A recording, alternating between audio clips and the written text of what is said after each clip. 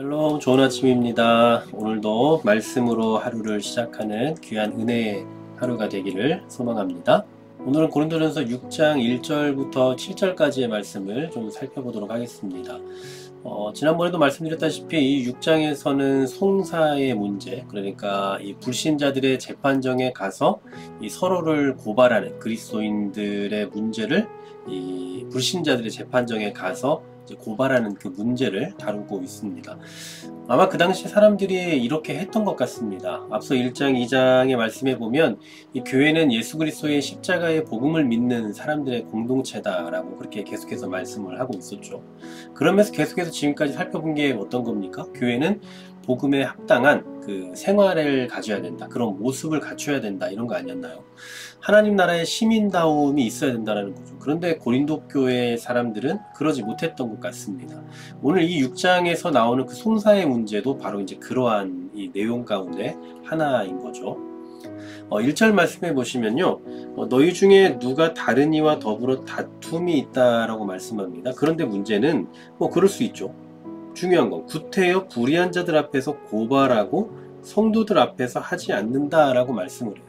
그러니까 이 일을 가지고 불의한 자들, 여기서 말하는 불의한 자들은 이제 불신자들을 의미합니다. 불신자들, 믿지 않는 사람들 앞에 가서 이 문제를 해결하려고 한다라는 거죠. 여기서 말하는 이 구태여라는 이 표현은요, 감히 이런 표현이에요. 그러니까 아주 강한 표현인 거죠.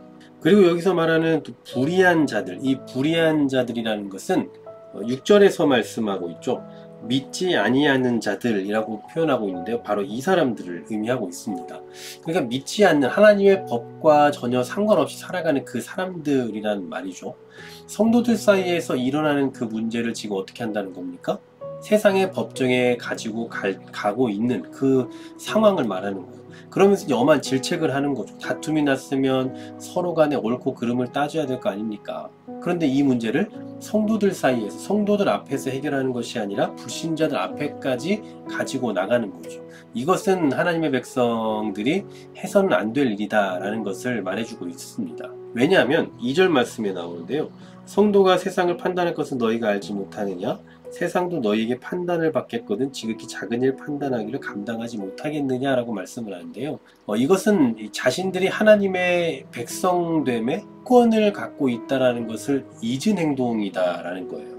그러니까 성도가 세상을 판단해야 된다는 거 너희 알지 못하냐? 이렇게 말하는 것은 성도들이 이 세상에 의해 판단받는 것이 아니라 오히려 반대로 성도들이 이 세상을 판단해야 되는 특권을 가지고 있다라는 거죠. 그런데 어떻다고요? 그 문제를 판단은커녕 오히려 세상에 가지고 나아가서 거기에서 판단을 받고 있는 그런 상황을 비판하고 있는 겁니다. 특히나 여기에서 이 작은 일이라고 하잖아요. 작은 일. 그러니까 바울이 볼 때는 별거 아닌 거예요. 사소한 일인 겁니다. 이 사소한 일을 왜 거기까지 가지고 가야 하느냐라는 거죠. 이해가 되지 않는다라는 말일 겁니다. 고린도 교회는 앞서 우리가 살펴봤던 것처럼 자기들이 지혜가 있다고 생각했잖아요. 그리고 은사가 있다고도 자랑을 했습니다. 그런데 이렇게 작은 일 하나도 처리하지 못한다. 이게 과연 지혜 있는 교회이냐? 라는 거죠. 5절에 보시면은 지혜 있는 자가 이같이 하나도 없느냐라고 묻고 있잖아요.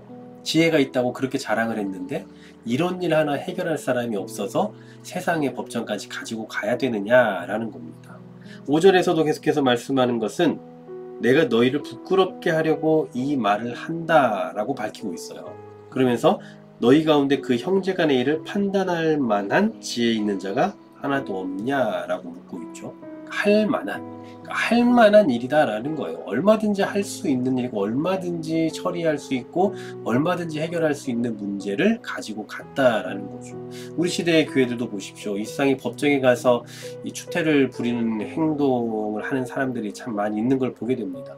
서로 다투면서 이렇게 하는 이유가 하나님의 영광을 위해서래요. 교회가 나눠진 것도 하나님의 영광을 위해서고 그래서 하나님의 영광을 위해서 이렇게 처리해야 된다. 그렇게들 많이들 말씀하시는데 사실 건강한 모습은 아닐 겁니다.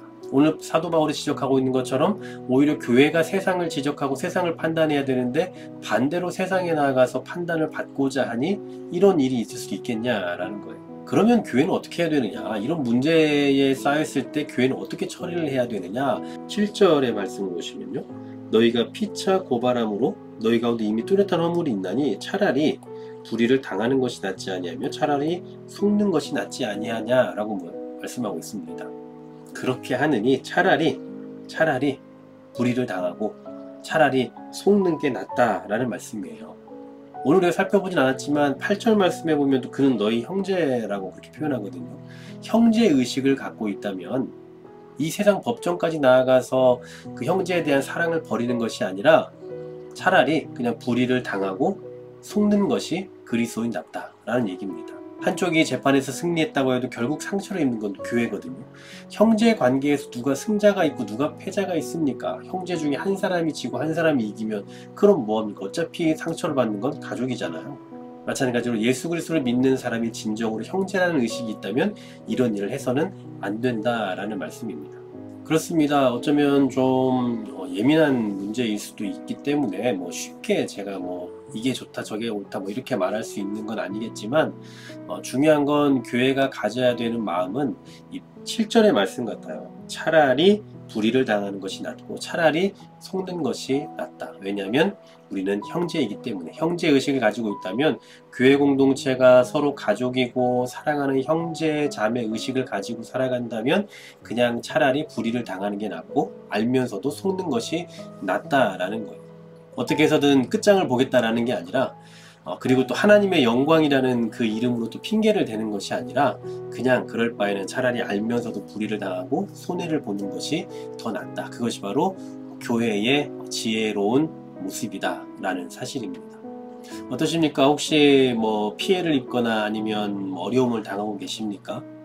어떻게든 해결해 가는 것도 방법일 수 있겠지만 그냥 알면서도 당하고 알면서도 속아주는 것이 어쩌면 교회를 온전히 세워나가는 방법이지 않을까라는 생각도 해봅니다.